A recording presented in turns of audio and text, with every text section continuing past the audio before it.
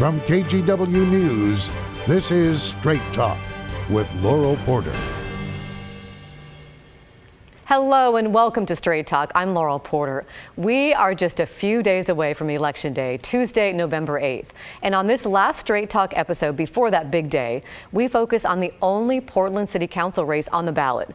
It's for position 3 on the council, the contest between incumbent City Commissioner Joanne Hardesty and her challenger Rene Gonzalez. Hardesty was forced into a runoff after she got less than 50% of the vote in the May primary.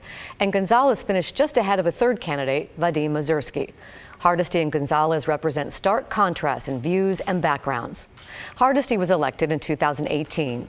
A civil rights activist for decades, she's been a champion of progressive issues, a renter who lives on Portland's east side, an area often overlooked by city council in the past. And she became the first black woman elected to council.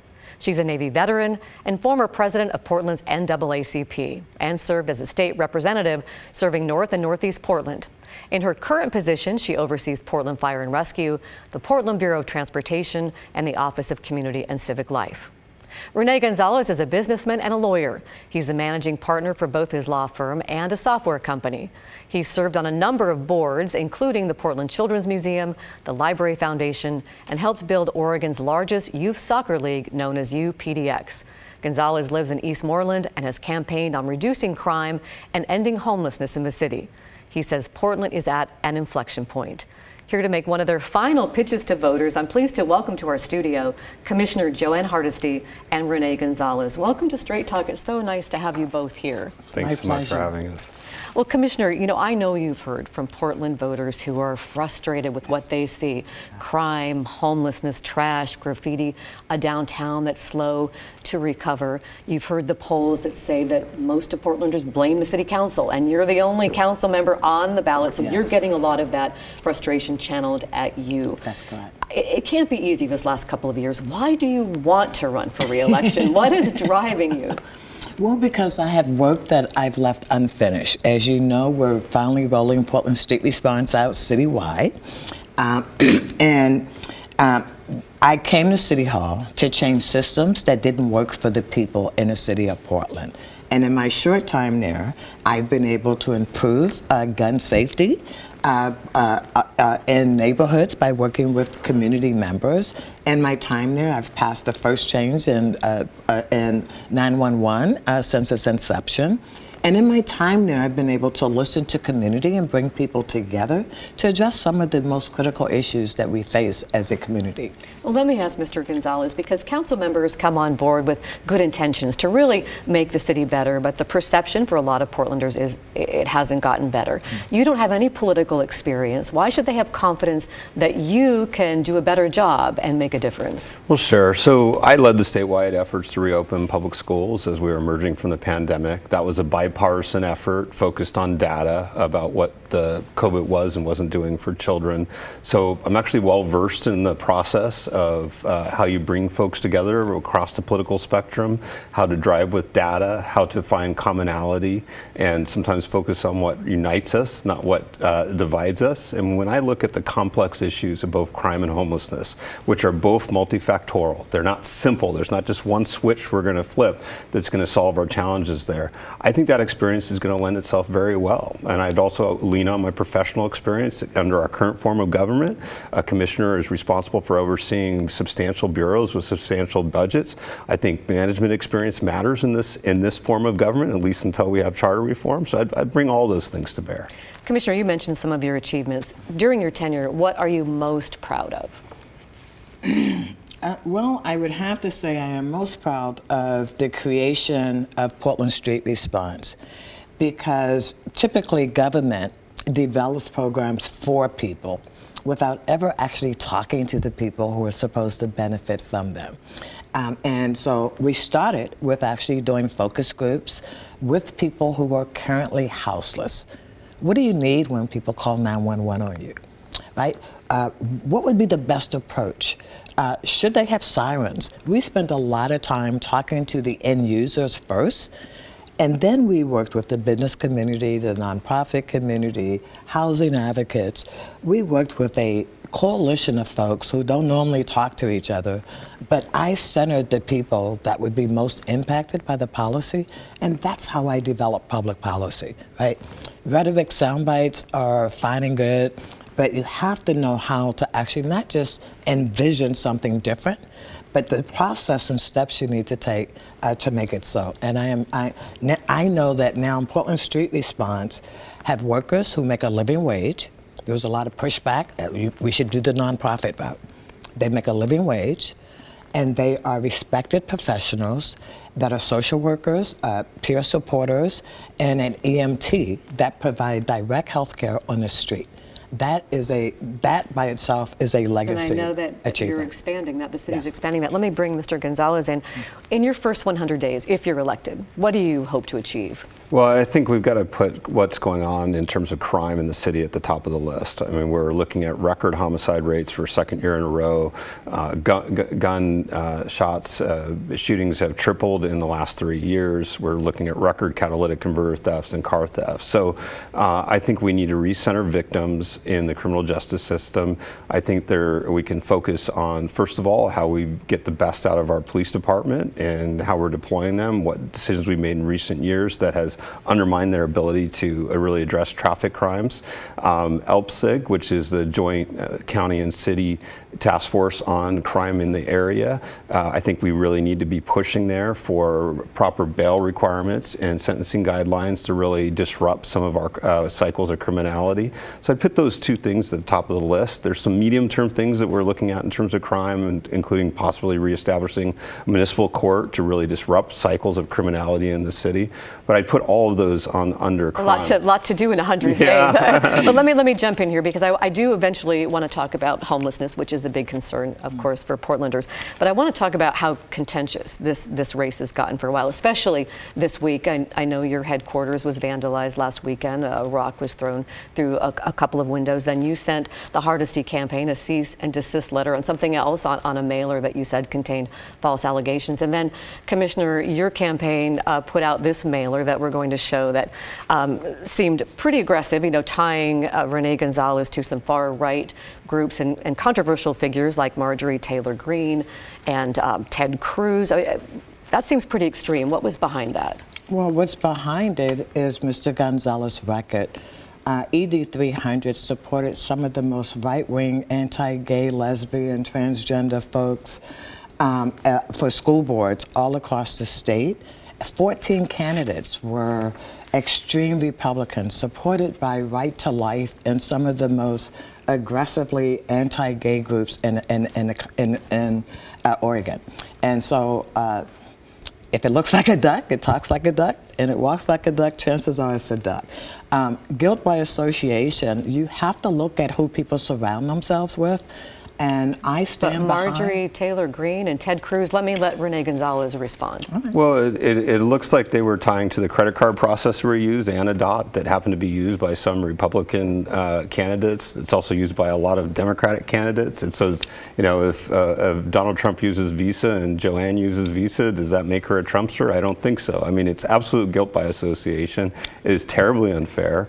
But at some level, I trust Portland voters to look through it. And when we look at our complex topics in this city and in this state, crime, homelessness, addiction, and mental illness, they're going to be more than Portland addressing that. It's going to be more than just Democrats addressing that. So I am pro-choice. I am pro-marriage equality. But when I look at the complex topics facing our city, we are going to have to work in a bipartisan way to address them. Let me ask you a little bit more about ED 300 because that was the pact that you formed to try to open schools during the pandemic, and the group did endorse some school board candidates that were supported by some far-right groups that oppose LGBTQ rights and oppose abortion, have been called intolerant. Even when the Willamette Week endorsed you, it called those endorsements careless. Do you have any second thoughts about making those endorsements? Well, certainly I was not running for office when we did that. At that point, teachers had been vaccinated, and still many school districts were reluctant to reopen schools at that point. And that combination made it crucially important that we were focused on who is going to best support reopening schools. So knowing what I know now, that some aren't consistent with and my that values. You're running for office, right? makes a difference. I mean, it's fair to talk about who you support. I don't begrudge anyone for bringing that up at all. But we had to focus on commonality, and I don't apologize on that discrete issue. I didn't endorse their positions on those topics. We were focused on opening schools, and we did our best to work together. But you put your name on them as worthy candidates for school boards around the state. Let me say that his only federal contribution came after the insurrection on January 6th and at the U.S. At the U.S. Capitol. That says a lot about who he is and who he represents. What federal contribution are you talking about? He made a federal contribution to a candidate after the insurrection that was a federal candidate for office, and it's been verified. And this is the database he's saying. Just because he put his contribution into a certain system, he shows up as a Republican, but he actually supported a very extreme right-wing Republican with his donation. Sure. So it's a neighbor in my neighborhood asked for support while he was running for Congress. I gave him $50. He finished like 7th. He had no chance of winning. It was supporting a neighbor. I also supported a former college classmate of mine, Tobias Reed, running for governor. Similar contribution. I also paid $1,000 to go watch Joe Biden speak at a Tina Kotek event. I support people that are close to my neighborhood. That's why my neighbors are largely supporting me in this run. And so that was a personal support. It wasn't an ideological thing. It's supporting people who asked for help, and they were well connected in the family's efforts. Let me ask you, Commissioner, about a tweet this week that you posted. And here's what the tweet says: "This election will determine if Portland moves toward a more humane, anti-racist future, or if we will slide back into Oregon's white supremacist and classist history." Are you comparing your opponent to white supremacists there? What I'm saying is that for someone who's pro-choice, I have all the pro-choice endorsements. For someone who's about equity and fairness, I have all the endorsements for groups that represent communities of color. For someone who says that they're a big fan of the next governor, I have Tina Kotek's endorsement. What I say is, when you look at who people surround themselves is, regardless of what they say, you can say you're a lifelong Democrat your entire life, but if you surround yourself with people whose ideology is inconsistent with that, then and you responded on Twitter. Do you want to respond here? Sure. It was deeply disappointing. The description of a campaign as being a choice between white supremacy and alternative is an oversimplistic just framing of race. It's an oversimplistic framing of politics in an election. I am Latino. My wife is Latina. My mother-in-law was born in another country, as was my wife. My father was a Mexican migrant worker. So this framing of race in terms of black and white is overly simplistic in the realities of Portland, Oregon. It was really disappointing, frankly, her framing that way. And I hope we can transcend this as we talk about an increasingly multicultural city, multicultural state, that we don't revert to old black and white definitions of these complex issues. And again, I was disappointed. Commissioner, you sent, I'll let you respond in a second, but you sent a press release out that we got this week that called for peaceful political discourse and peaceful political action. What prompted that letter? Well, because I did not want people to think that violence was ever a solution to anything. But did your tweet kind of escalate that tension and that fear more than de-escalate? Not at all. My goal, because the media failed to actually point out who Mr. Gonzalez was to let voters know who they were voting for. And so since that had not been done, I have an obligation, because I fear for the voters if someone pretends to be a Democrat and they get elected into this seat. Well, I have to let you respond before we go on to another subject. Well, again, it's hinting at calling an opponent white supremacy. I mean, it's outrageous. And it's in the combination of mailers, those tweets, it's disappointing. Again, I'm optimistic that Portland voters will look past it, but we had to correct it. We had to address it head on. And we need to be better in our political rhetoric and more responsible. Well, I think we all can agree that we want peaceful and let me just say, discourse. There's only one thing I've heard Mr. Gonzalez say this whole campaign that I agree with.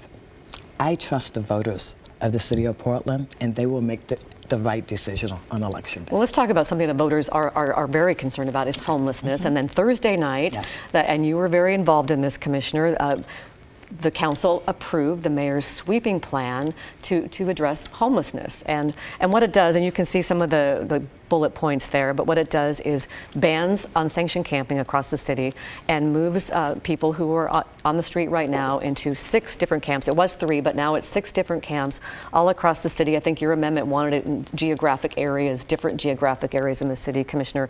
250 people at each camp.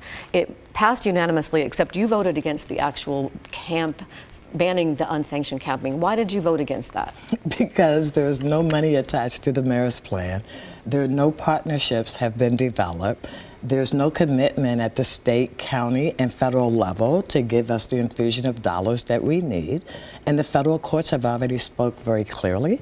If we really want to get people if we really want to ban camping, we have to have somewhere for people to go. And this is just the second wave of people who will be on our street. As the only renter on city council, I am terrified of what happens in January when rents go up 14.6%. And we have the next wave of tens of thousands of But you voted people. for the rest of the plan. Why vote for the rest of it and ban and vote against unsanctioned camping across the city? Because, again, across the city, and again, because there's not one penny attached to it. We can only ban it once we have some place to put people. We had, as the mayor said, these were aspirational resolutions. Why the mayor found it necessary to do it in 2 weeks is your guess is as good as mine. And what I tried to do was make bad resolutions better. And in places where I could make it better, I voted in favor. But, until the federal courts changed their mind about making sure that we have places for people to be, I cannot support. Mr. Gonzalez, if you had been on the city council, would you have supported the mayor's plan, even though homeless advocates say that it's inhumane? Absolutely. I mean, and to be clear on this, this is a long pattern of Commissioner Hardesty being an obstructionist in terms of cleaning up our city. The mayor had to bypass her on cleaning up RVs and right-of-ways, notwithstanding that she oversees PBOT. Not true. She's been an obstructionist on the city's ability to address cleaning up sidewalks during her entire time as the head of PBOT. And voting no on this was a really poor signal. She objected to the concept that the city can say, you can't sleep in an unsanctioned area. And again, we are subject to Ninth Circuit constraints, we are subject to Oregon law constraints, and we are subject to humanitarian constraints in how we approach that issue. But it is old law in the city of Portland that you can't sleep in an unsanctioned place. That has been true since 1981. And Portlanders are crying out for help in their neighborhoods, in their small businesses, and in their children's path to work and to school every day. And she has been obstructionist on this, and we need to reset significantly on this. And I agree. Portlanders want people housed. We have way too many empty buildings in this city. As you saw yesterday, I tried to actually use our power of eminent domain. Right?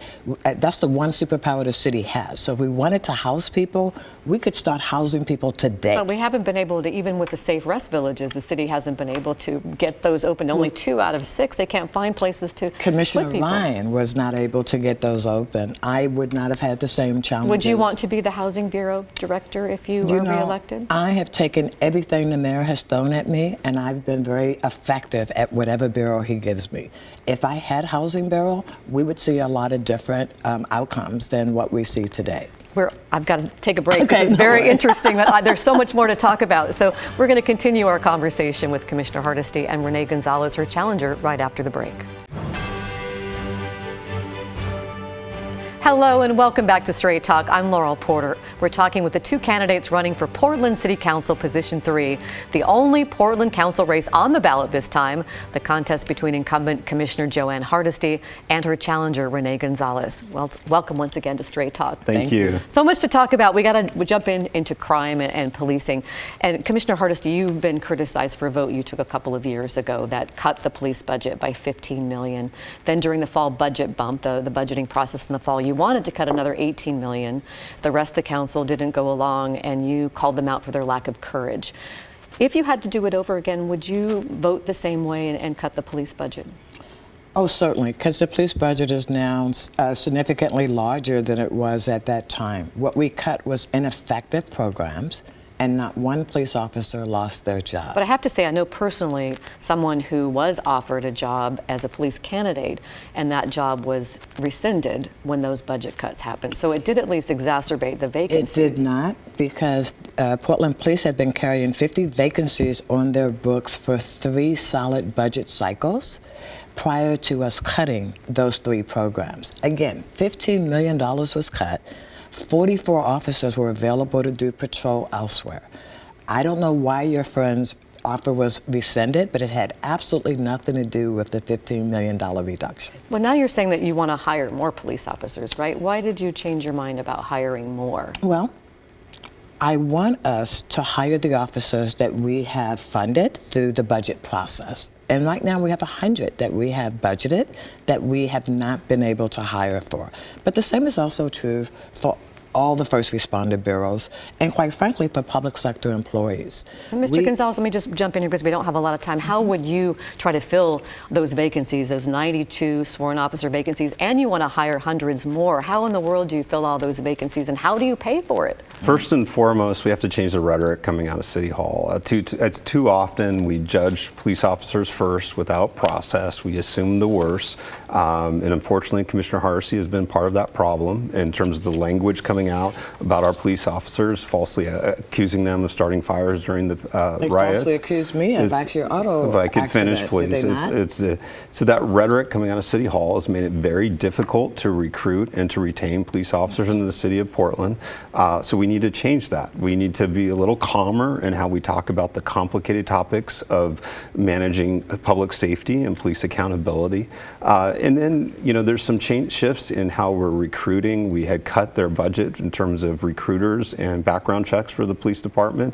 Those have been restored. We're starting to get the pipeline going of police officers willing to apply for the city. We've had couple good classes here recently. So there's some things under the hood that are improving, but one thing a city commissioner can change the rhetoric and then commit to protect positions. I'll let you quickly respond to that and then give you a final thought here. We're running out of time. The Department of Justice Civil Rights Division says today we still do not provide constitutional policing for all Portlanders. And I want a police force that provides constitutional policing regardless of people's color or economic status. And that's what I'm working towards. We can have a good police force even if we have to grow our own. I can give you 45 seconds each to really make your final pitch to voters before Election Day. And I'll start with Commissioner Hardesty. Thank you very much, Laura. It's always a pleasure to talk to you. Voters in Portland are smart. And I hope you will do your homework. Look at who's supporting my campaign. From the federal level on down, most of our federal delegation is supporting me. Our incoming governor, I hope, is supporting me. All the choice organizations, I have a long list of supporters of people that know that I get the job done. You sent me here to ask the hard questions and to do the hard work of changing systems. I believe in you, Portland. Please get your ballot in by November 8th and allow me to continue to work with you to make our community safer, more equitable, and more just. I am very grateful for the honor. This has been my biggest honor serving the people of the city of Portland, and I look forward to continuing to do that. Mr. Gonzalez, 45 seconds. Well, thanks so much for having me. And I just want to call out, we're really at a remarkable time in the city's history. We inherited a wonderful city, beautiful parks, a clean river, a culture of civic engagement, entrepreneurship, and creativity. But recent years have offered a substantial challenge to the city, have ripped asunder the social fabric, whether we're talking crime, addiction, and our inability to really confront the challenges of the unsheltered. And it has been tough on all of us. We're going to have to dig down as we emerge from this difficult time and confront some really tough issues. At the same time, it is an opportunity of a lifetime to restore our inheritance, to rebuild with our own hands, hearts, and minds this beautiful city of ours. And I look forward to partnering with it in all of that. Mr. We can Gonzalez, do this together. I have to stop Thank you there. you. Thank you so much, candidates. We've run out of time for all the questions we wanted to ask, so the candidates have graciously agreed to stay for a bonus round. You can catch that on our podcast and on the KGW YouTube channel. Remember to vote on Tuesday, November 8th. You can also check out their websites for more info on the candidates. Your ballot has to be in on the 8th or postmarked by that date. And join us for election night coverage right here on KGW. Have a great week.